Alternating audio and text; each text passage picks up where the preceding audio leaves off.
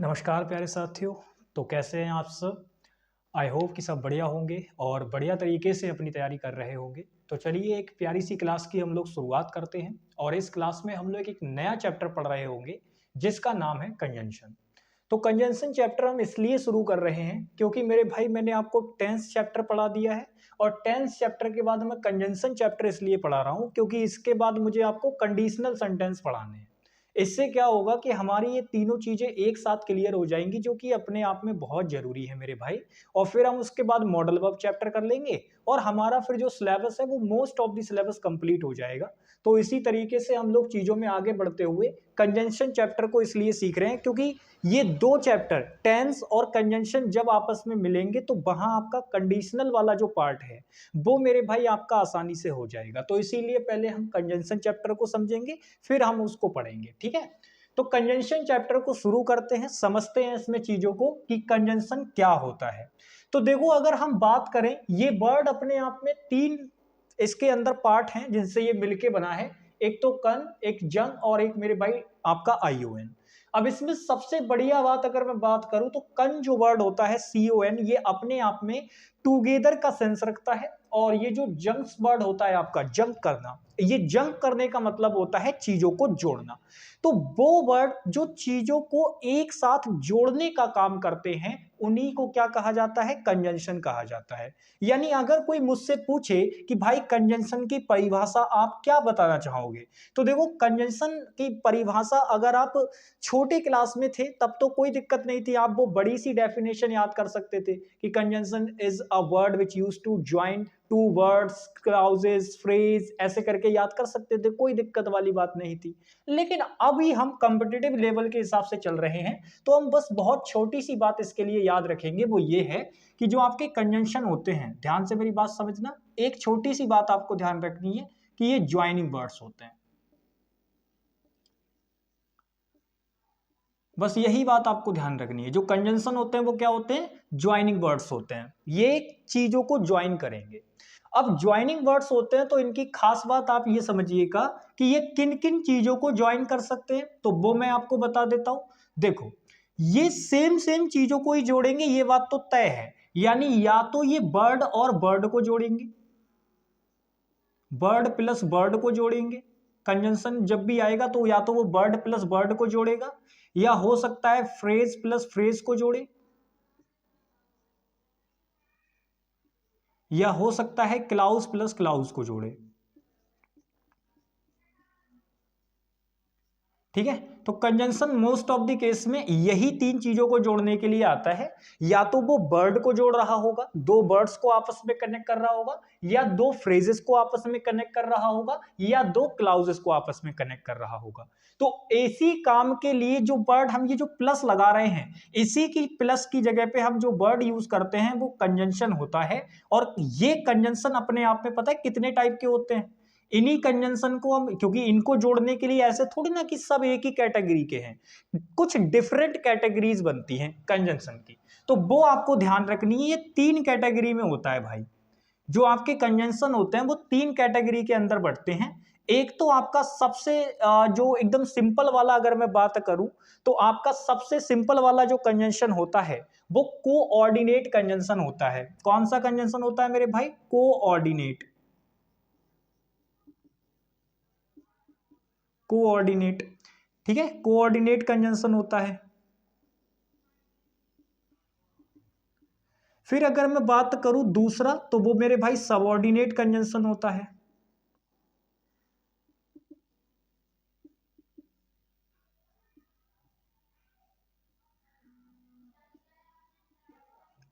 और एक लास्ट होता है आपका तीसरा टाइप, कोरिलेटिव कंजंक्शन।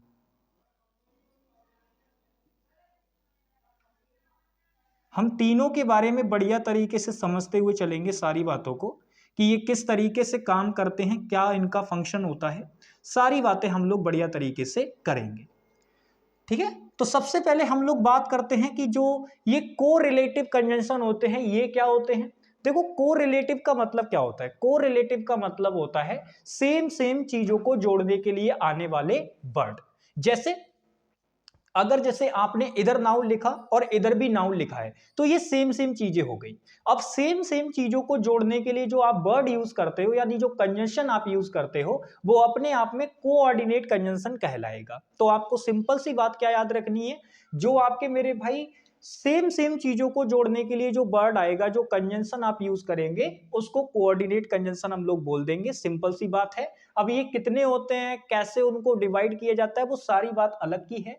फिर आप यहां पे देखिए सबऑर्डिनेट कंजंक्शन। सबऑर्डिनेट कंजंक्शन में मोस्टली आप देखोगे कि जो कंजंक्शन आप यूज करेंगे वो दो क्लाउजेस को ऐड कर रहा होगा। अब यहां पर जो क्लाउजेस होती हैं ये आपकी दो क्लाउजेस में बटी हुई होती हैं। एक तो डिपेंडेंट क्लाउज होती है, एक इंडिपेंडेंट क्लाउज होती है। तो जो डिपेंडेंट क्लाउज होती है उसी के अंदर ये कंजंक्शन ऐड होता है और वो क्लाउज अपने आप में सबऑर्डिनेट क्लाउज भी कहलाती है।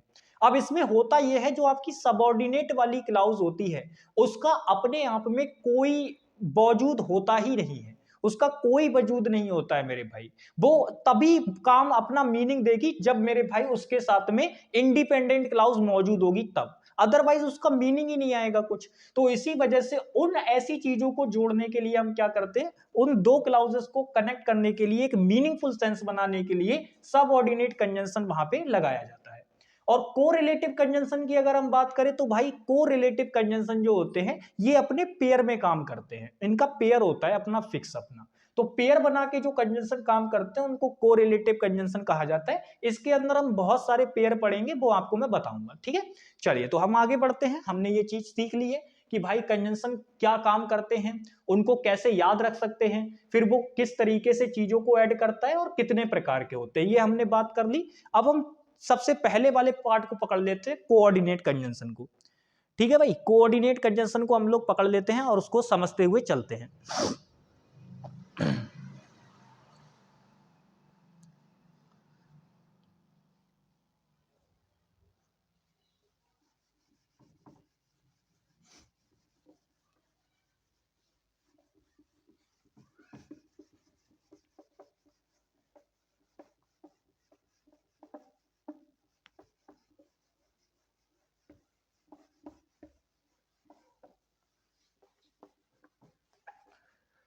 चलिए भाई तो शुरू करते हैं। कोऑर्डिनेट कंजंक्शन सबसे पहले हम लोग देखेंगे और बढ़िया तरीके से चीजों को समझेंगे कि किस तरीके से ये काम करता है भाई।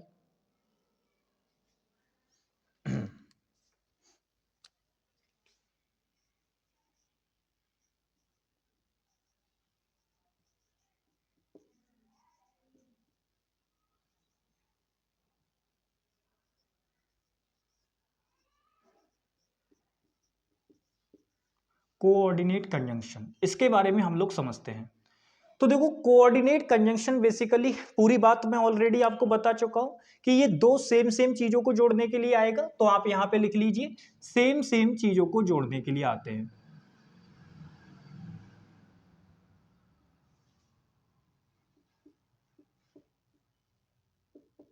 ज्वाइन करने के लिए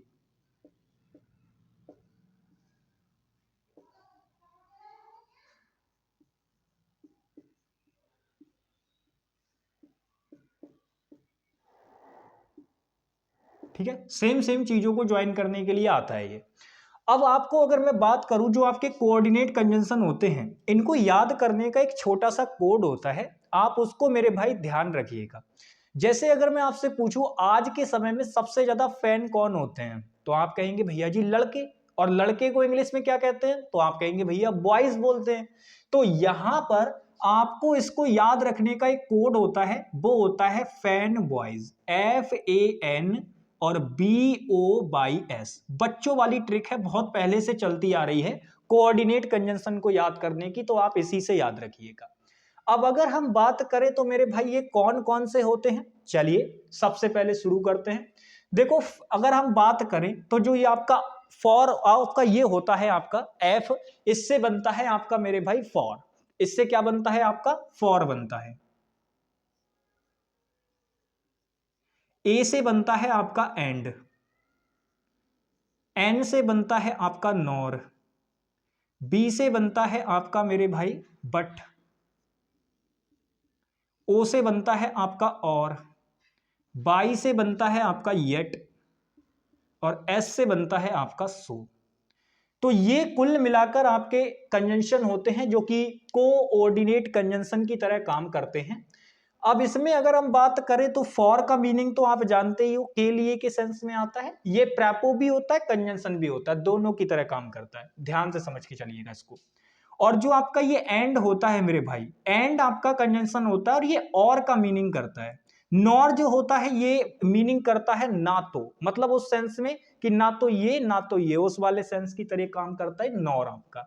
और जो होता है ये अथवा का सेंस रखता है, या का सेंस रखता है, बट लेकिन का सेंस रखता है, येट जो होता है हालांकि का सेंस रखता है, ठीक है, और सो इसलिए का सेंस रखता है। तो ये सारे के सारे आपके कंजंक्शन है, सारे के सारे कोऑर्डिनेट कंजंक्शन है। ये आपके जब भी यूज होंगे तो आप मोस्ट ऑफ द केस में देखना सेम सेम चीजों को जोड़ने के लिए आ रहे होंगे। जैसे अगर मैं आपको बताऊं, मैंने लिखा, यहां पे नोटिस कीजिएगा,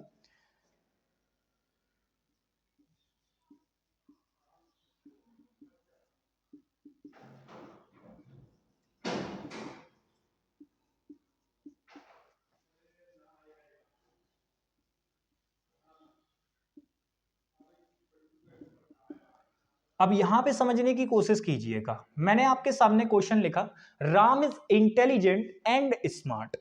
तो आपने क्या देखा कि भाई जो ये एंड है ये अपने आप में कंजंक्शन दे रखा है, और इंटेलिजेंट अपने आप में एक वर्ड हमें दिया गया है यहां पर, और एक वर्ड इसके इस तरफ दिया गया है स्मार्ट। मैं अगर आपसे पूछना चाहूं कि मुझे इंटेलिजेंट और स्मार्ट वर्ड की पार्ट्स ऑफ स्पीच बताओ, तो आप एक सेकंड में बता दोगे कि भैया जी आप देखो ये राम के बारे में इंफॉर्मेशन है, और नाउन के बारे में इंफॉर्मेशन मतलब एडजेक्टिव। तो ये इंटेलिजेंट वर्ड भी पार्ट्स ऑफ स्पीच के अकॉर्डिंग एडजेक्टिव है, और आपका स्मार्ट वर्ड भी पार्ट्स ऑफ स्पीच के अकॉर्डिंग क्या है, एडजेक्टिव है। तो भाई दोनों वर्ड एडजेक्टिव हैं, और उनको जोड़ने के लिए बीच में ये कंजंक्शन आ रहा है एंड। तो आपको याद रखना है जो भी कोऑर्डिनेट कंजंक्शन की तरह वहां काम करेगा तो वो अपने आप में सेम सेम चीजों को ऐड करेगा जैसे कि ये कर रहा है। सेम इसी प्रकार से अगर आप एक और क्वेश्चन लेना चाहें तो आप ऐसे भी लिख सकते हैं। जैसे मैं एक क्वेश्चन अगर आपको और दूं तो आप नोटिस कीजिएगा,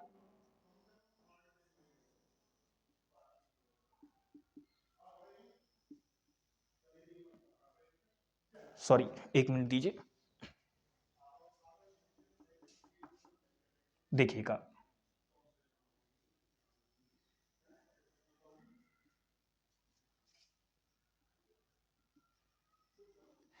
चलिए अब इसमें बताइए, तो इसमें मैंने कंजंक्शन चेंज कर दिया, क्या फर्क पड़ेगा, कोई फर्क नहीं पड़ेगा।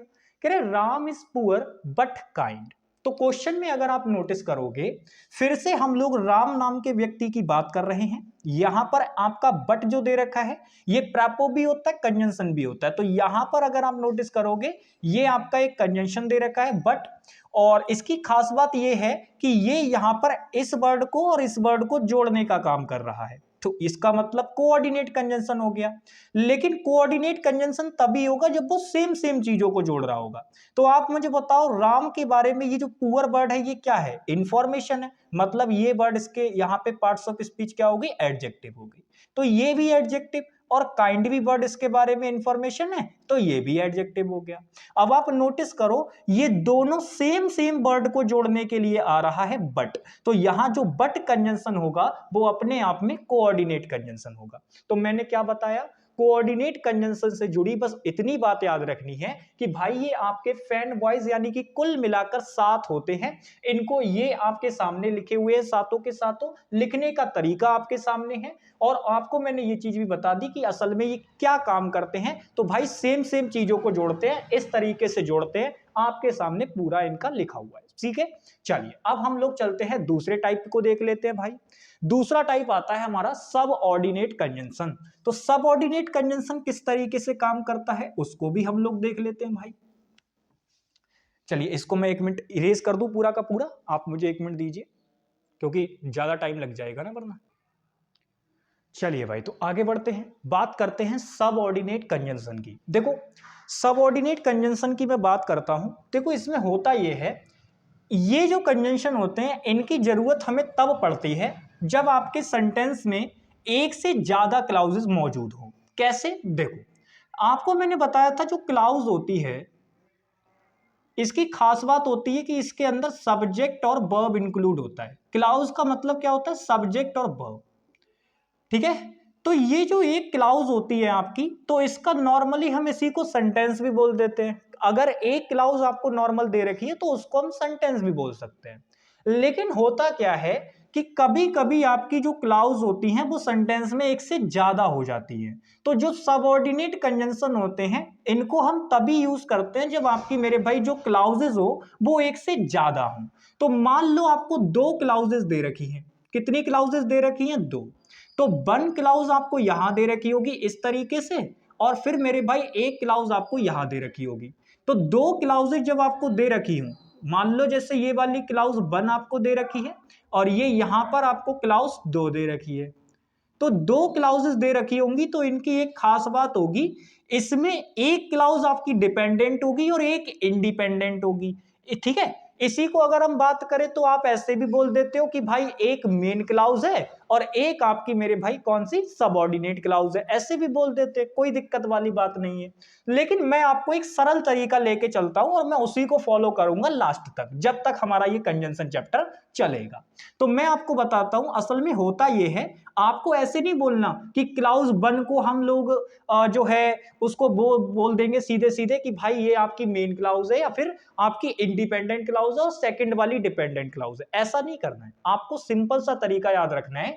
जिस वाली क्लाउज के अंदर सब ऑर्डिनेट कंजंक्शन ऐड होगा, ध्यान से मेरी बात समझना, जिस वाली क्लाउज के अंदर सब ऑर्डिनेट कंजंक्शन ऐड होगा मेरे भाई, वो वाली जो क्लाउज होगी उसको आप सीधे सीधे क्या बोलेंगे? उसको आप बोलेंगे डिपेंडेंट क्लाउज।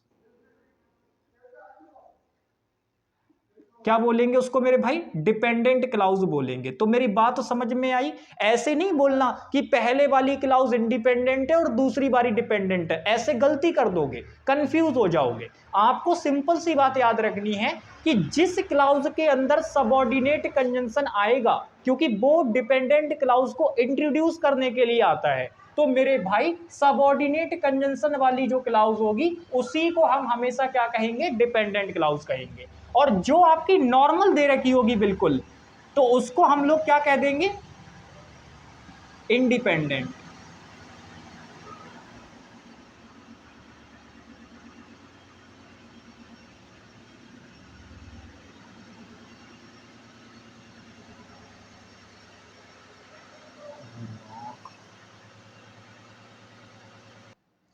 तो भाई बात समझ में आ गई कि जिस क्लाउज के अंदर सबऑर्डिनेट कंजंक्शन दे रखा होगा वो डिपेंडेंट क्लाउज होगी, और जिस क्लाउज के अंदर नॉर्मली कुछ भी नहीं, बिल्कुल वो अपने आप में नॉर्मल लिखी हुई है, फ्री लिखी हुई है, बिल्कुल उसमें कोई कंजंक्शन वगैरह नहीं होगा, तो जो नॉर्मल लिखी हुई क्लाउज होगी वो आपकी इंडिपेंडेंट होगी। ठीक है, अब आप यहां पे बहुत अच्छे से ये बात समझ चुके हैं कि जो आपका सबऑर्डिनेट कंजंक्शन होता है ये यूज होता है किसके लिए? इंट्रोड्यूस करने के लिए,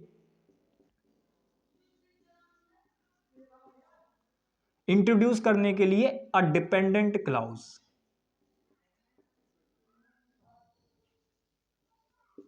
यानी ये इंट्रोड्यूस करता है किसको? डिपेंडेंट क्लाउज को।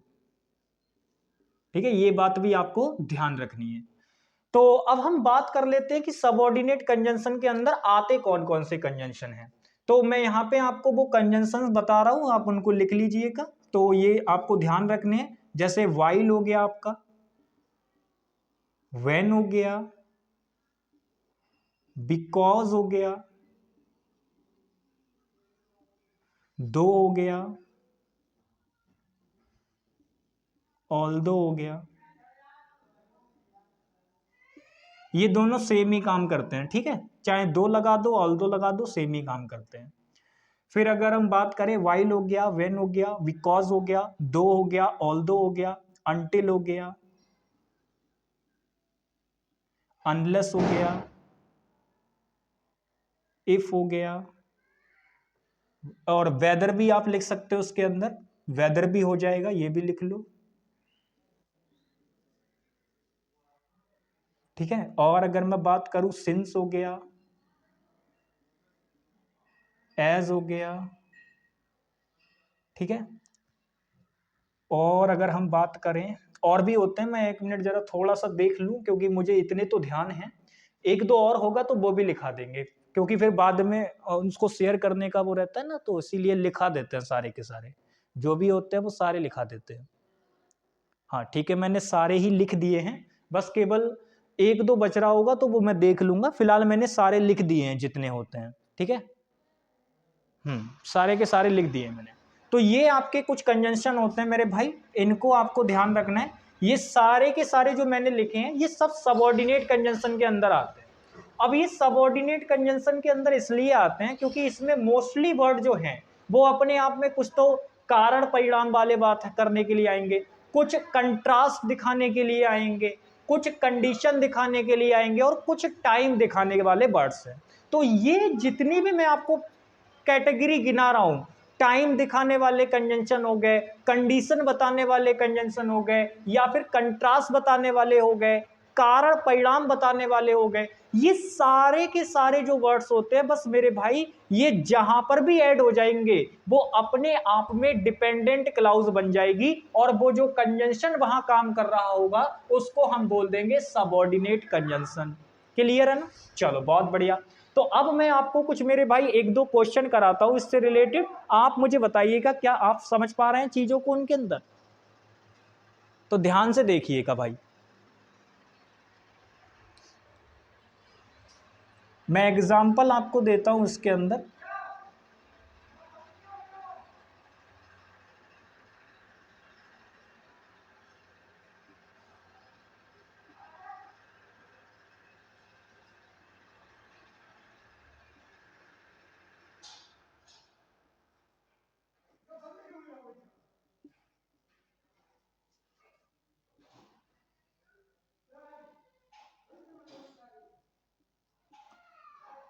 चलिए, अब इस क्वेश्चन का जरा मुझे बताइएगा कि कैसे करके यहां पे मेरे भाई आंसर होगा, ठीक है। यहां पे मुझे बताइएगा।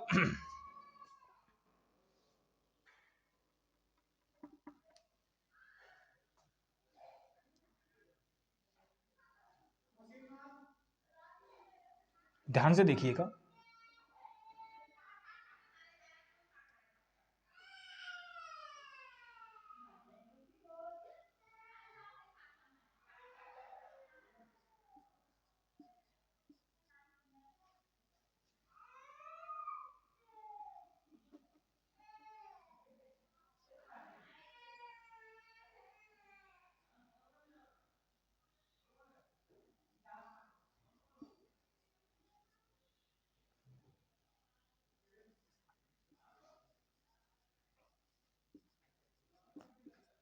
भाई जब तुम अपना काम फिनिश कर लोगे तो मैं फिर अपना काम करूंगा, ये वाली बात है यहाँ पे। तो आप मुझे इस क्वेश्चन के अंदर बस इतना बताइए कि ये जो आफ्टर वाला जो काम आपको दे रखा है, यानी आफ्टर आपका कंजंक्शन लगाया हुआ है, अब ये कंजंक्शन के साथ वाली क्लाउज हो गई इधर, और इधर आपकी मेरे भाई बिना कंजंक्शन वाली यानी नॉर्मल क्लाउज हो गई। तो मैंने क्या कहा था कि जब जो कंजंक्शन के साथ वाली क्लाउज होगी उसी को हम क्या कहते हैं, डिपेंडेंट क्लाउज कहते हैं, यानी ये डिपेंडेंट क्लाउज है, और ये आपकी फ्री लिखी हुई है तो इसको हम क्या कह देंगे, इंडिपेंडेंट क्लाउज। तो ये इंडिपेंडेंट क्लाउज है। और यहां पर जो ये आफ्टर कंजंक्शन है ये आपका यहाँ पे लगाया हुआ है हम लोगों ने, तो जो ये आफ्टर लगा हुआ है ये मेरे भाई क्या कह रहा है, सीधे सीधे I will do my work after you finish your work. भाई जब तुम अपना काम फिनिश कर लोगे तो हम अपना करेंगे भाई, तो मैं अपना करूंगा, ऐसे करके यहाँ पे दे रखा है। यानी ये जो कंजंक्शन है वो अपने आप में इस वाली क्लाउज को जोड़ रहा है, तो ये अपने आप में डिपेंडेंट क्लाउज है, और ये जो कंजंक्शन यहाँ काम कर रहा है ये सबऑर्डिनेट कंजंक्शन कहलाएगा। सिंपल सी बात है। बस मेरे भाई इसी प्रकार से आपके कंजंक्शन काम करते हैं। हालांकि आफ्टर प्रेपो भी होती है, ये बात भी आप लोग जानते हैं बहुत अच्छे से, क्योंकि भाई पता होनी चाहिए। इंग्लिश के अंदर जो आपके वर्ड्स होते हैं वो एक एक वर्ड कई कई तरीकों से फंक्शन कर लेता है, तो इसीलिए आपको हर वर्ड के फंक्शन पता होने बहुत जरूरी है। जैसे आफ्टर हो गया, बिकॉज हो गया, ये प्रैपो का भी काम कर लेते हैं और कंजंक्शन का भी काम कर लेते हैं, तो दोनों तरीके से काम कर लेते हैं। तो इन चीजों को आपको ध्यान रखना है, ठीक है भाई। तो यहाँ पे ये मैंने एग्जाम्पल इसका बता दिया है, सबऑर्डिनेट कंजंक्शन कैसे काम करता है आपका। अब आप इस पे चाहे किसी पे भी एग्जाम्पल ले लो, कोई दिक्कत वाली बात नहीं है, आराम से आप इनको यूज कर सकते हो, ठीक है भाई। चलो, तो अब हम लोग यहां से आगे देखते हैं और देखते हैं चीजों को कि और किस तरीके से आपके क्वेश्चन बनेंगे यहाँ से। बेसिक अभी हम चीजों के बारे में समझ रहे हैं, क्योंकि बेसिक चीजें समझना बहुत जरूरी है पहले तीनों के बारे में, फिर हम एग्जाम ओरिएंटेड कॉन्सेप्ट भी देखेंगे। अभी तो मैं बस आपको ये बता रहा हूं कि कंजंक्शन क्या है, किस तरीके के पार्ट्स होते हैं उसके, कैसे उनमें चीजें होती हैं, बस वो चीजें अभी मैं आपको बता रहा हूं। मैं इसके अंदर आपको एग्जाम ओरिएंटेड सीधे सीधे कॉन्सेप्ट बताऊंगा जिनसे एसएससी बार बार क्वेश्चन पूछती है, ठीक है भाई, तो उनकी भी हम लोग बातें करेंगे।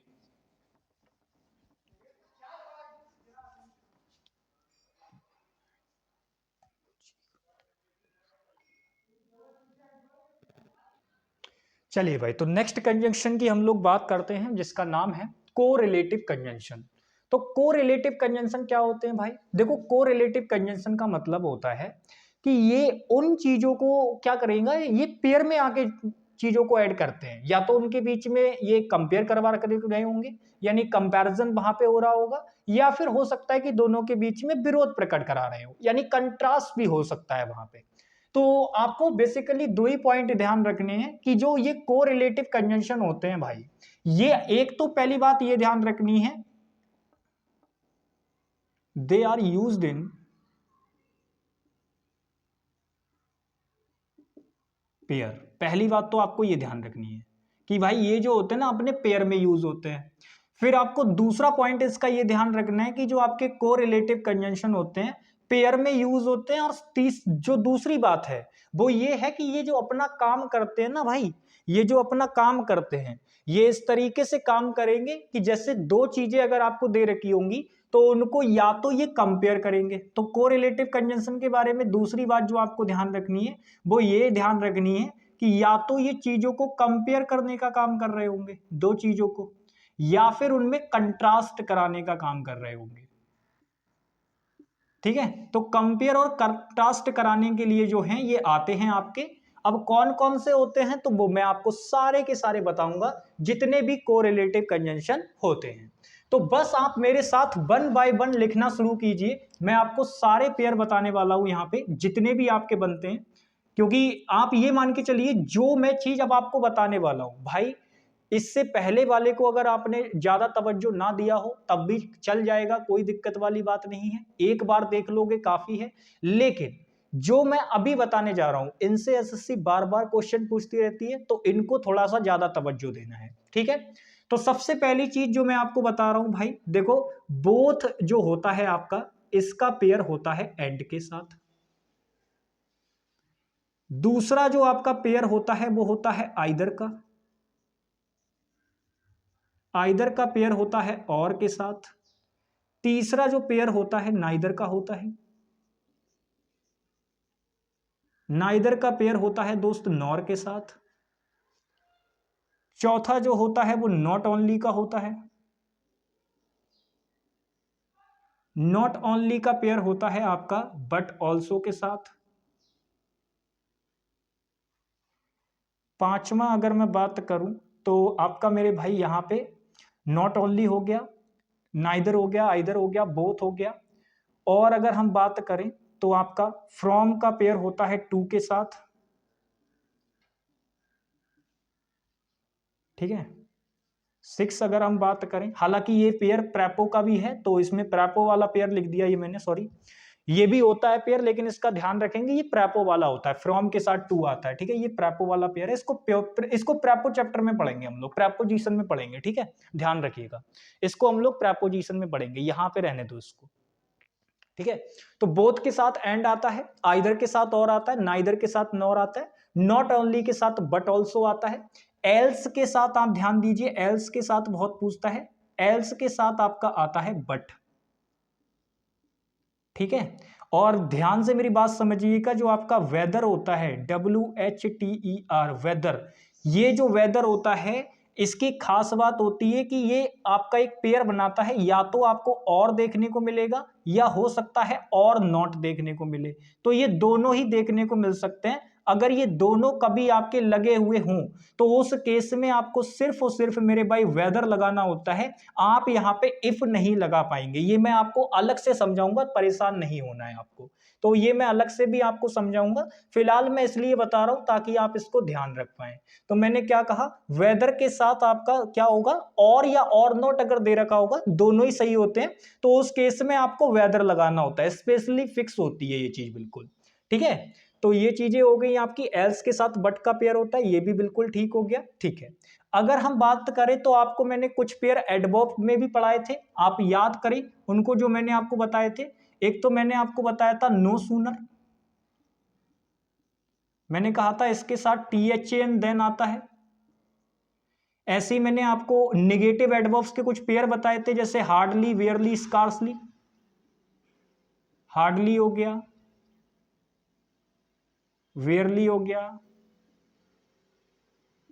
स्कार्सली हो गया, ऐसे ही और भी होते हैं।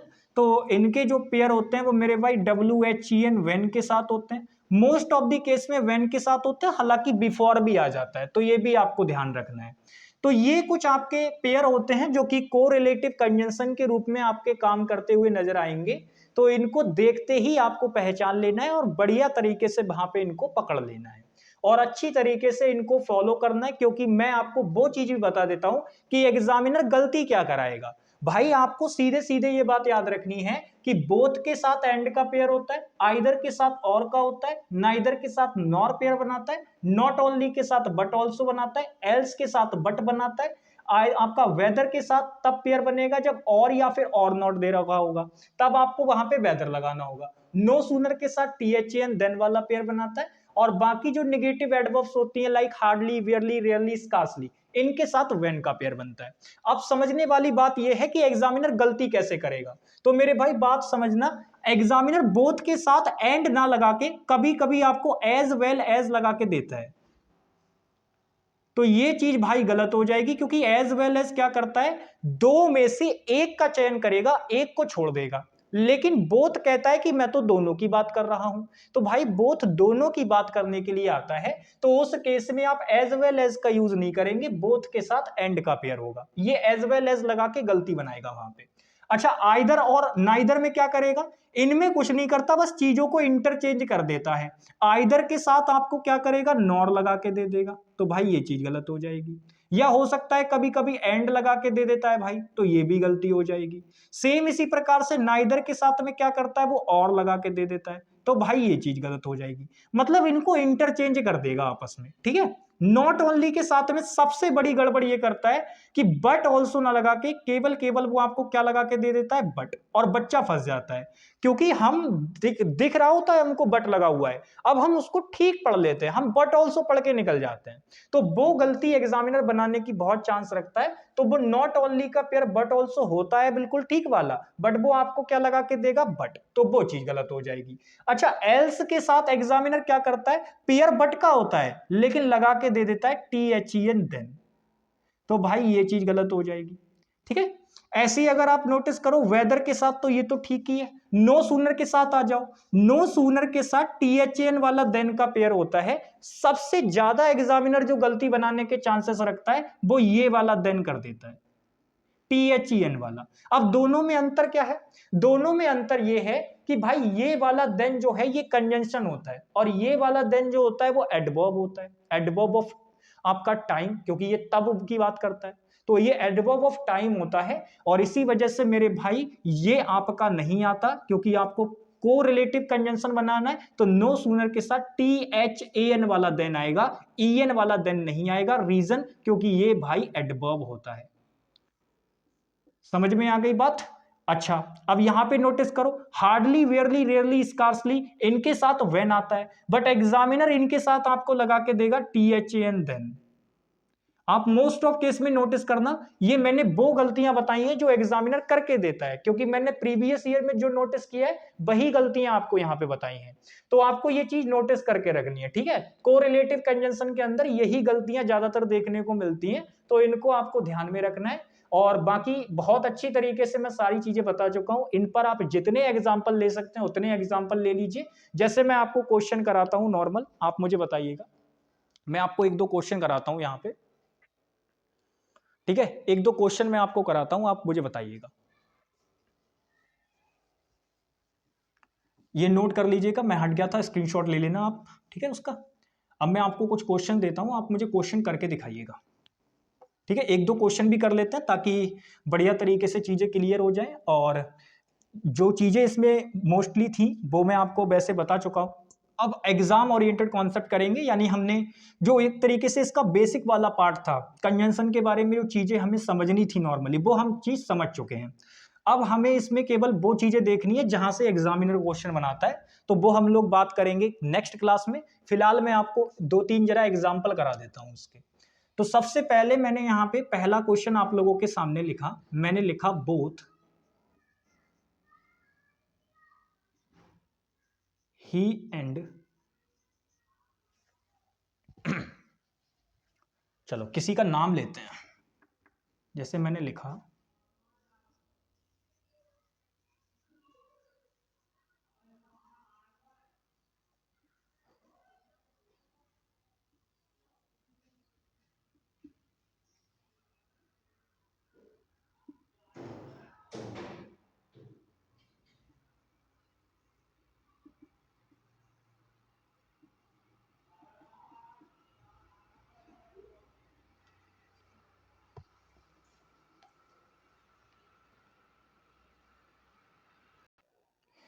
चलिए प्यारे साथी, तो मैंने एग्जाम्पल आप लोगों के लिए सेट कर दिए हैं। अब आप इन चार एग्जाम्पल के अंदर मुझे को रिलेटिव कंजंक्शन के पेयर ठीक करके बताइए कि ठीक लग रखे हैं या कुछ गलती है, गलती है तो क्या है उसको ठीक करके बताइए। तो आप पहला क्वेश्चन देखिए, कह रहा है both Radha as well as Rani is playing cricket. अब ध्यान से आप मेरी बात समझिएगा भाई, जब भी हम एज वेल एज लगाते हैं तो वो मेन जो उसका फोकस हो जाता है वो बाद वाले पर्सन पे आ जाता है, जो एज वेल एज के बाद में दे रखा होता है। इसी वजह से रानी के अकॉर्डिंग यहाँ पे वर्ब इज भी आई हुई है। तो भाई आप मुझे बताओ, आपको को रिलेटिव कंजंक्शन में क्या बताया गया था? तो आप कहेंगे भैया जी आपने बताया था कि बोथ के साथ एंड का पेयर होता है, एज वेल एज तो आता ही नहीं है। तो यहां पर सबसे पहली गलती की एज वेल एज नहीं आएगा, तो इसको हटा दो। दूसरी गलती यहां पे फिर इज भी नहीं आएगा, आर आएगा, क्योंकि जैसे ही आपने बोथ के साथ में यहां एंड लगा दोगे आप, तो तुरंत ये दोनों जुड़ जाएंगे, और जैसे ये दोनों जुड़ जाएंगे तो राधा और रानी ये दोनों मिलकर मेरे भाई क्या करेंगे, प्लूरल बन जाएंगे। तो फिर दोनों अलग अलग लड़कियां हैं ना, राधा अलग लड़की है, रानी अलग लड़की है, तो ये अपने आप में फिर दो लड़कियां हो जाएंगी, तो आर वर्ब करनी पड़ेगी, ठीक है। तो हम क्या बोलेंगे, both Radha and Rani are playing cricket, ठीक है।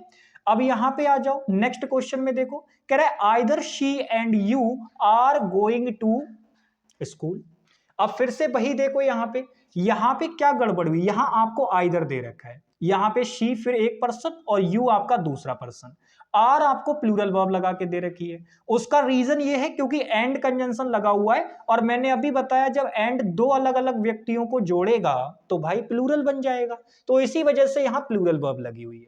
बट आप तो कोरिलेटिव कंजंक्शन देखो ना, आप तो जानते हो कि आइदर के साथ भाई आपका ये आता ही नहीं है एंड, आइदर के साथ तो और का पेयर बनता है, तो बस यही गलती है। और जैसे ही आप इसको ठीक करोगे, अब इसको इज करने मत चले जाना भाई, वरना बात गलत हो जाएगी। क्यों? क्योंकि आपको ये चीज मैंने बहुत अच्छे से कई बार प्रैक्टिस सेशन के दौरान भी बताई हुई है, और मैं आपको बताऊंगा भी। आप ध्यान से मेरी बात समझिए, होता यह है जो आइदर और होता है आपका, ध्यान से मेरी बात समझना, यहां पे समझा रहा हूं मैं।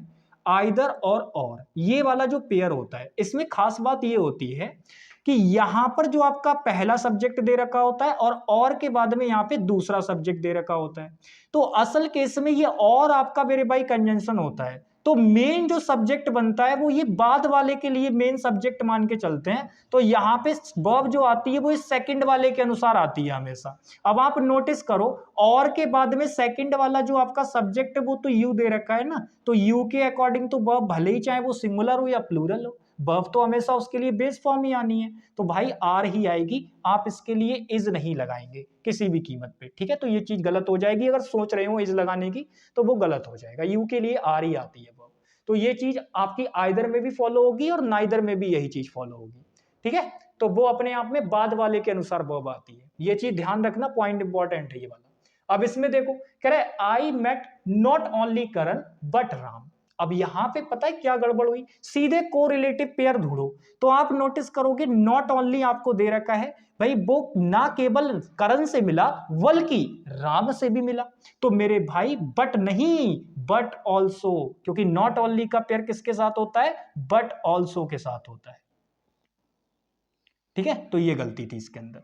अब इसमें देखो कह रहा है ही लाइक्स नाइदर जूस और आइसक्रीम, तो भाई आप कहना चाह रहे हैं कि वो ना तो भैया जूस पसंद करता है और ना ही आइसक्रीम पसंद करता है, दोनों ही पसंद नहीं है उसको।